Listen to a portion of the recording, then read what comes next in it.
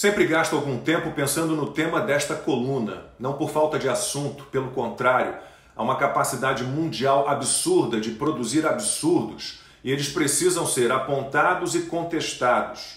Todos vêm carregados de contradições e incoerências, nada se sustenta no discurso de enganação de quem tenta principalmente sinalizar virtudes. São pessoas afundadas na mais abjeta falta de bom senso, na mentira descarada, lançada no fim contra todos nós.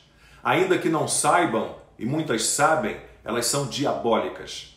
Começo pela entrevista da mega empresária Luísa Trajano.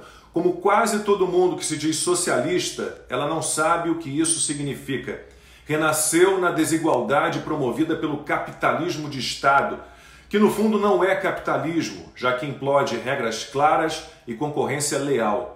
Jura que ser socialista é se preocupar com os mais pobres, fazendo questão de ignorar que só o capitalismo de verdade gera riqueza e diminui a pobreza.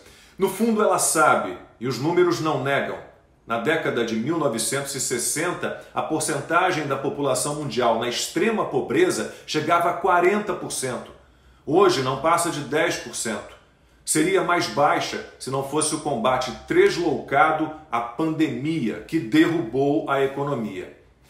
Cabe aqui um parágrafo entre parênteses. Jamais esquecerei de uma entrevista que fiz com Luísa Trajano num antigo programa de TV que eu apresentava.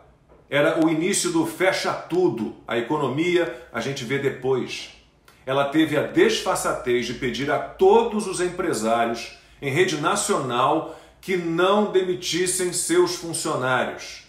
Afirmou que suas empresas tinham condições de sobreviver por 3 anos, sem receita e sem demissões. Suas empresas. Foi interpelada no ar pelo chefe de cozinha do programa, Dalton Rangel, cujo restaurante, obrigado a fechar as portas, começava a acumular dívidas no caminho inevitável da falência, com a demissão de 42 pessoas. Deixo claro, é preciso combater a extrema pobreza e a pobreza, não a desigualdade social que sempre haverá. O mundo real derrubou todas as teorias socialistas, suas inconsistências, incongruências. Aliás, contradições e enganações são tema da coluna de hoje. Por isso, não é digressão falar agora de uma desigualdade disfarçada de discurso igualitário que devemos combater. Temos um novo fenômeno na natação, chama-se Lia Thomas, e assumiu o primeiro lugar no ranking americano em todas as provas que disputa.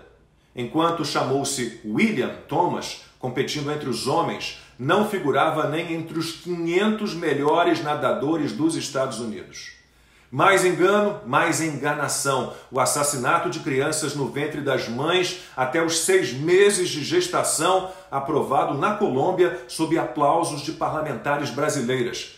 A desculpa é que muitas mulheres morrem em cirurgias clandestinas para interromper uma gravidez. Melhor autorizar logo a matança dos bebês.